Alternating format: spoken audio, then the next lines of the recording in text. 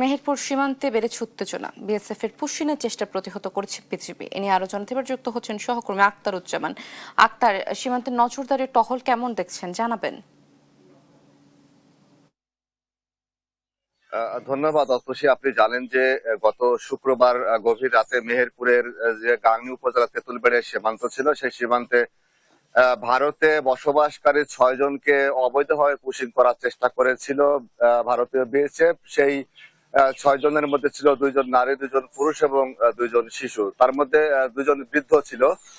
তো সেই 6 জনকে অবৈধ পুশিং এর বিষয়টি প্রতিরোধ করেছিল বিজিবি সদস্য এবং স্থানীয় সীমান্তবাসীরা। যদি সেই অবৈধ পুশিং ঠেকাতে দিনভর বিজিবি অতিরিক্ত বিজিবি মোতায়েন করা হয়েছিল এবং সীমান্তে যাতে কোনো ধরনের অস্থিতিশীল পরিস্থিতি না ঘটে সে বিষয়ে কিন্তু কমান্ডিং পর্যায়ে এবং সিও পর্যায়ে বৈঠক হয়েছে বারবার। তো সেই 6 জনকে ফিরিয়ে নেওয়ার বা বাংলাদেশে প্রবেশের জন্য 2 দফায় পতাকা বৈঠক হয়েছিল। কমান্ডিং পর্যায়ে পতাকা বৈঠকের সিদ্ধান্ত না হওয়ায় কিন্তু তারা গভীর রাত পর্যন্ত এই মাঠে অবস্থান করছিল, এই 6 জন যারা বসবাসকারী ছিলেন।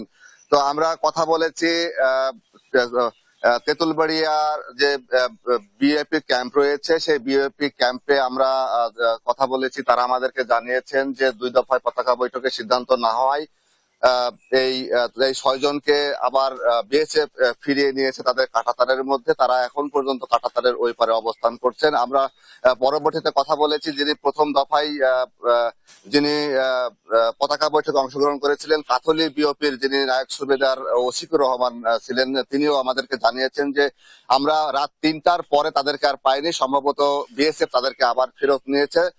তো সেই 6 জনের যে বসবাস করছিলেন প্রায় 40 বছর গুজরাট শহরে ভারতের, আমরা আমাদেরকে 47 বিজিবি কমান্ডার বিজিবি ক্যাম্পে 47 বিজিবির যে সেক্টরের সহকারী পরিচালক নুরুল হুদা জানিয়েছেন যে আমাদের এই সীমান্তে যাতে কোনো ধরনের উত্তপ্তকর পরিস্থিতি না ঘটে এবং অবৈধ পুশিং যাতে না হয় সে ব্যাপারে টহল জোরদার করা হয়েছে। স্থানীয়দের সহায়তা নেওয়া হয়েছে। এই স্থানীয়দের সহায়তায় বিজিবির টহল টিম বৃদ্ধি করা হয়েছে যাতে কোনো ধরনের অবৈধ পুশিং না হয় এবং ভারতের যারা অবৈধ পুশিংয়ের যারা চেষ্টা করবেন তাদেরকে কঠিন সতর্ক বার্তা দেওয়া হয়েছে বিজিবির পক্ষ থেকে। কোনোভাবেই এই অবৈধ পুশিং মেনে নেওয়া হবে না। যদি সরকারের যে দ্বৈত নীতি রয়েছে, নিয়ম রয়েছে, সেই নিয়ম অনুযায়ী যদি কাউকে পুশিং করে তাহলে এই পুশিং দুই পক্ষই মেনে নেবে। তো আমার কাছে